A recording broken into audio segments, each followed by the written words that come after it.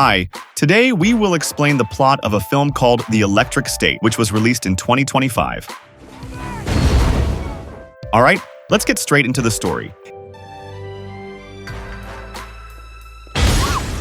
In 1990, Christopher is completing an intelligence test to get into college. Meanwhile, Michelle looks at her younger brother from the outside with a proud look. She was sure Christopher would pass. It was the same test Einstein took, and it took him 3 days to complete it, Christopher told Michelle as he walked by. The thought of him going to college now made him nervous, filled with self-doubt. As he was walking, Christopher bumped into a man in a military uniform. The man points to his t-shirt with a picture of the robot kid Cosmo and reprimands him for it. But Michelle pulls him away while apologizing to the man.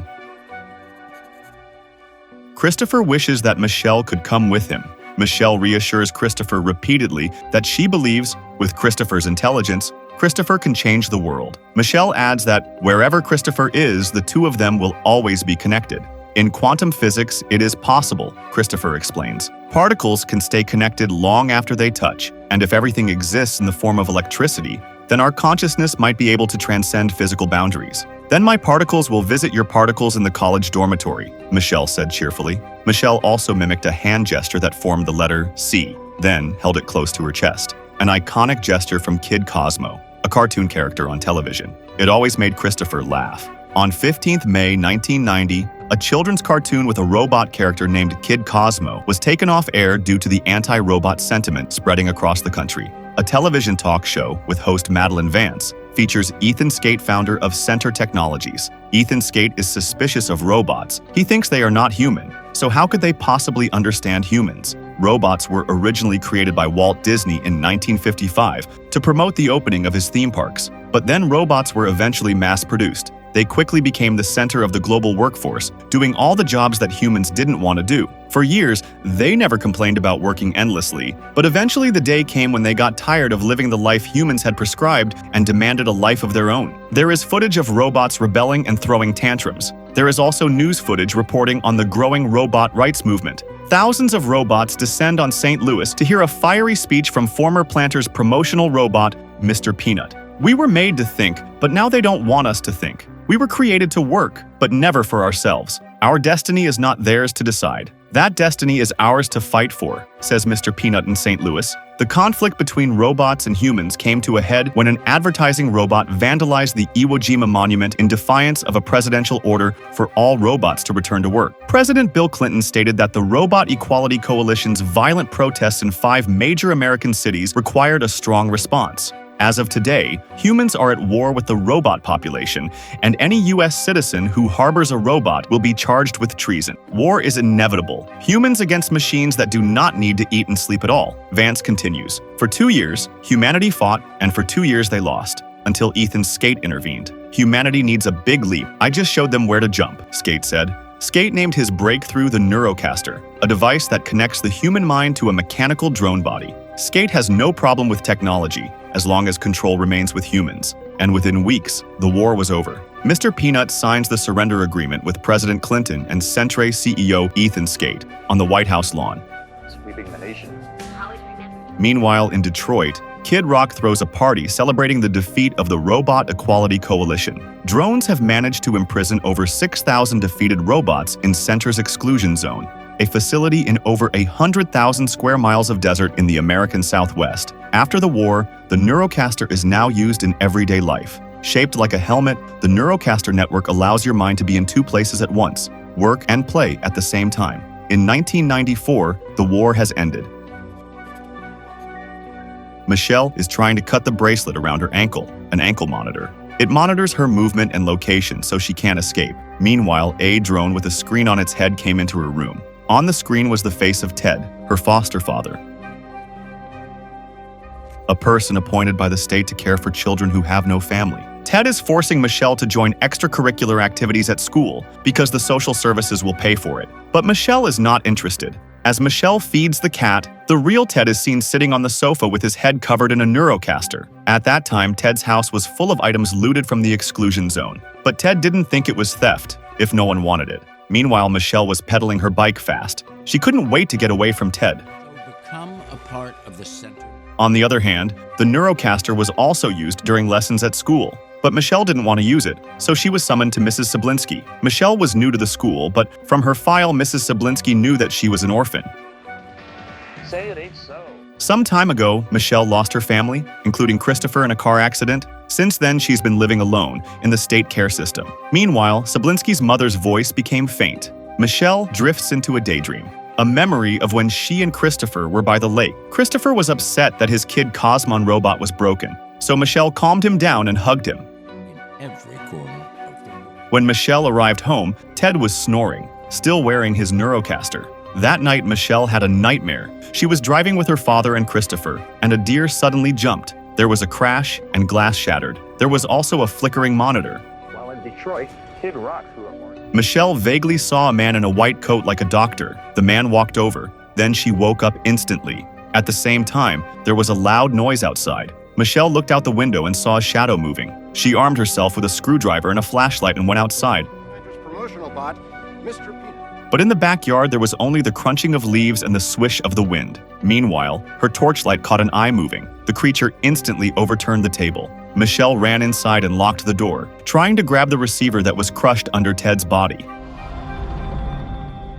There was the sound of glass breaking and the door opening. The robot's voice distorted. It was already inside the house. Michelle ran to her room in a panic and hid under the bed. Moments later, the robot's feet thudded, clashing with the wooden floor, stepping into Michelle's room. The robot was about to leave when it suddenly lifted the bed and found Michelle's hiding place. At the same time, Michelle brandished her screwdriver, threatening the Kid Cosmo-shaped robot not to come any closer. The robot then pointed out the hole beside its head. Michelle looked into it and saw that a cable had come loose. She then puts it back. Then the robot points to a picture of Michelle and Christopher over and over again. The robot points at Christopher, then at itself. Michelle gets angry and tries to grab the picture, but the robot won't let go. Then the robot falls on Michelle's cupboard, causing a commotion that wakes Ted up. Meanwhile, Ted gets angry when he sees a robot in Michelle's room, so he pushes Michelle down. The robot gives Kid Cosmo a gesture, a hand gesture that Michelle recognizes very well, the letter C placed on the chest. It also looks upset when Ted pushes Michelle down. Cosmo retaliates by pushing Ted into the wall. Ted gets even angrier and grabs a golf club to attack Cosmo, but Cosmo is able to dodge the attack with ease. Finally, Ted grabbed the receiver and intended to call the emergency services, but unexpectedly, Michelle stuns him with a stun gun. Moments later, Michelle escaped with Cosmo in Ted's car. Cosmo also broke Michelle's ankle monitor with ease. They both arrived at the Fort Hull battle area. The car had a flat tire, but Michelle couldn't find the spare in the boot. Meanwhile, Cosmo is seen looking at the center building in the distance. On the other hand, Michelle realizes that Cosmo is Christopher, her dead brother. Somehow, Christopher's body is still out there. When Michelle asks how she can find Christopher again, Cosmo points to the name of Sentry written on the signboard. Using gestures, Cosmo tells Michelle that the person who knows her location is a doctor with glasses. Then Michelle remembers a male doctor who informed her of Christopher's death when she woke up in the hospital. Apparently, the doctor Cosmo was referring to is in Tabletop, located in the center of the exclusion zone. The X is a prison for robots to get out of, so how do they get in there? Then Michelle came up with an idea. She remembers that the items Ted bought came from the exclusion zone. The boot of her car was full of them. The return address on it was a P.O. box in New Mexico. This meant that whoever owned the P.O. box knew how to get in and out of the zone. So that's where they had to go, to New Mexico. A short while later, they had traveled a long way by train. Now available. Through the countryside, and by the time they reached the desert, their destination was near. Along the way, Cosmo observed that the Neurocaster had taken over people's daily lives. The helmets never left their heads. Near the P.O. box, they hid and peeked. A large trailer truck approached and stopped in the middle of the road. A man gets off the truck, opens the P.O. box and reaches for the money inside. Suddenly, a drone with the face of a middle-aged man on its screen, and riding a motorbike stopped and greeted him.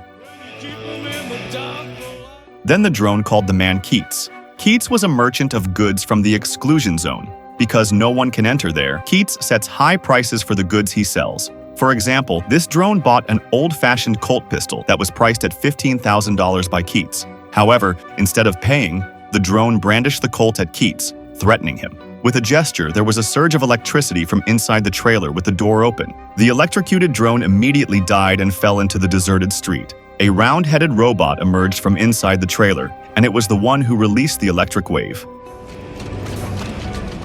The robot is named Herm, Keats's friend. Meanwhile, Michelle and Cosmo sneak quietly into the trailer, while Keats and Herm are distracted. On the other hand, Colonel Marshall Bradbury, head of the Robot Decommissioning Task Force, has found Ted's car, abandoned by Michelle and Cosmo. His drone opens the trunk and finds the items Ted bought from New Mexico. Meanwhile, Keats' trailer truck traveled down the road on the side of the wall built around the area. On the other hand, Michelle and Cosmo are hiding in a wooden box inside the trailer.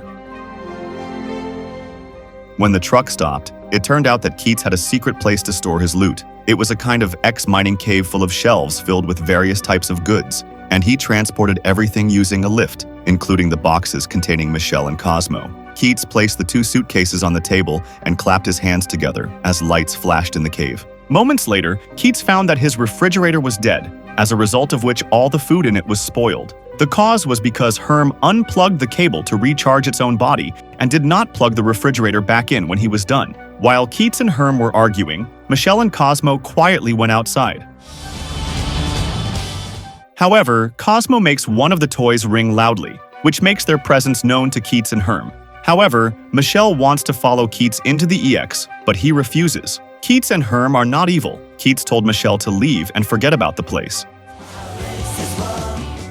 But suddenly the sound of the lift moving down startles them all. Then Herm thinks that maybe Michelle and Cosmo are being followed by someone. Sure enough, Colonel Marshall manages to track Michelle and Cosmo's trail to the place. His top priority is to destroy Cosmo. Then Keats orders Herm to take Cosmo into hiding, while he and Michelle remain there. Keats pretends that Michelle is his mute sister, but Colonel Marshall already knows who Michelle is and immediately names every alleged offense Michelle has committed. Colonel Marshall demands the surrender of the robots and corners Keats. Then Keats signaled for Herm to attack Marshall's drone, but Marshall seemed to have read his intentions. Marshall's drone swiftly grabs Keats' body and uses it as a shield. Herm's electric attack was misdirected. Meanwhile, a laser shot from Marshall's gun destroys the shelves all at once. But as Herm becomes a locked target, Michelle attacks Marshall's drone from the side with a fire extinguisher. On the other hand, Marshall's attention was diverted. Now he was hunting Michelle, but Michelle clapped her hands to turn off the lights and managed to escape. Keats attacks Marshall's drone, but the drone is stronger. Then Michelle begged him to let Keats go. Suddenly, Herm drops a large iron claw that traps the drone. Now available. They hurriedly escaped using a small train that led into the EX. Before the train had traveled far, the drone opened fire, destroying their train. At the same time, Cosmo's body was hit. It could not move, even though the drone was getting close. Herm then attacked the drone, while Cosmo freed itself. Then they both attacked Marshall's drone. Unexpectedly, Michelle crashes into the drone with her tractor, destroying the rock walls and support beams. The cave almost collapses. Eventually put into mass production. Marshall's drone was buried under the rocks, while Keats and the others managed to get out in time. Now, they were inside the EX area. High walls surrounding the area, no way out. They were trapped, but this was according to Michelle's plan. However, Keats was not happy about this situation. Soon the scavenging robots arrived. They survived by transforming themselves using parts of other robots they have already killed. 100,000 square miles of the... Meanwhile, Keats opened a hangar, inside which was a VW combi car and the HRM component system. Herm can control the HRM of the big robot from its cockpit. They agree to take Michelle and Cosmo, as the wanted doctor might know a way out of the area. Michelle, Keats, and Cosmo got into the combi, while Herm shouldered it, traveling to Tabletop. On the way, Keats recounts his encounter with Herm. They met during the war when the robots surrounded Keats' platoon. Herm helped him, lifting him up and taking him away from the war. A Centauri drone captured them both. Keats tried to explain that Herm was a good robot, but the drone shot it anyway. Since then, they have been on the run. Meanwhile, at Centra's office, Ethan Skate is furious, having just learned that the Neurocaster's speed of transferring data has been greatly reduced. The 2 men who were his men reported that it was because Christopher had disappeared. There was an unprotected node in his data matrix, which resulted in his consciousness breaking through Centra's firewall, and a man named Amherst did it. On the other hand, if this continued, Sentry would certainly be destroyed by the end of the week. Meanwhile, Colonel Marshall was checking his email. There is a virtual meeting invitation from Ethan Skate using the Neurocaster. Like a baby. Skate knows Marshall is after Michelle and Cosmo. He demands that Cosmo be handed over to him. However, due to a peace treaty, Center could not enter the EX unless there was evidence that the treaty had been broken. Then, Skate promised to revive Marshall's drone. Along with Marshall's drone coming back to life, Michelle and the others arrived at Tabletop. There was a mall in the middle of the desert. They reckoned that the building was a good hideout for the person they were looking for, but they were attacked before they could even get close to the mall. Then, a robot named Perplexo captured and brought them to the mall. The contents of the mall turned out to be all different kinds of robots. Perplexo took them to meet Mr. Peanut, the leader of the robots. Then, Mr. Peanut told them that in the mall, the robots could develop their various skills, not just the ones that were programmed from before, and he named the place Blue Sky Acres. Their presence there gives Centra legal grounds to destroy everything these robots have built, Mr. Peanut explains, and the best he can do is drive them 10 miles into the desert and leave them there. Meanwhile, Michelle tells us that Christopher is inside Cosmo, but she doesn't know where his human body is, and the only one who knows about it is a doctor in Tabletop. There used to be a doctor living there, Dr. Clark Amherst, PhD in human-machine interaction, Mr. Peanut confessed, but he had kicked him out. Michelle is upset to hear this. Mr. Peanut thinks all humans are selfish and lazy, and Dr. Amherst kidnaps Christopher. Michelle did not accept that they received the same treatment. Then Michelle insisted on leaving right away, but Keats and Herm managed to persuade her to leave at dawn. As Michelle sat alone, she recalled her memories of watching Kid Cosmo on television with Christopher. Remembering it made her sad. But then Cosmo appeared, and from his chest came a beam of light that bounced on the ceiling, a kind of projector, playing their favorite Kid Cosmo cartoon. Michelle is amused by it. They watch the cartoon together, just like they used to do. After a while, the robots appeared one by one and joined in watching too. Meanwhile, while Keats slept, a female mail delivery robot named Pennypal approached Michelle and Cosmo. It delivers a postcard from Dr. Amherst to Cosmo. The postcard had an address, 2201 Pinnacle Peak Road. However, the location of the address is full of violent scavenging robots. Therefore, Mr. Peanut and Popfly, as well as Pennypal, accompanied them to the address. Where the heck did they come from? On the other hand, Marshall's drone had arrived at Tabletop and saw them leaving in Mr. Peanut's car. Apparently, the address was some kind of abandoned night market. No sooner had they arrived than a number of hideous robot scavengers appeared one after another. They ran towards a ride with a gate like a clown's face, but Michelle couldn't open the door. As they were cornered by the scavenger robots, a song suddenly came from the speakers. The scavenger robots seemed to hate the song because they immediately ran away in a scattered manner. Then, the wooden floor at their feet opened instantly, and they fell into a pit, and Amherst was waiting for them there. According to Amherst, as a result of the car accident, Christopher fell into a coma. When he was examined with Center's MRI scanner, it was discovered that Christopher's brain had an extraordinary computerized ability to run networks. Just tell me. This ability was then used by Centra in developing Neurocaster. Christopher's brain then connected Neurocaster to the drones so that they could win the war. But after 13 months, Christopher suddenly lost consciousness. Dr. Amherst argued that the devices connected to his body should be removed, but Skate threatened him. So, before escaping, he built a small connection between Chris and the external network so that his mind could escape even if his body could not. Meanwhile, Marshall's drone has reached the doorstep. It smashes the trapdoor and goes inside, but the place was already empty, with only Mr. Peanut confronting Marshall to buy time for the others to leave first. However, Marshall was no match for Mr. Peanut. He defeated him with ease. Meanwhile, outside, Centra's drones begin to descend from the sky. Popfly and Keats fight them all off. On the other hand, at the center office, Skate is getting impatient. He instructs the drones to bring Christopher Cosmo and not to care if it means sacrificing others. Meanwhile, Dr. Amherst intends to show them the way out, but Marshall's drones block them.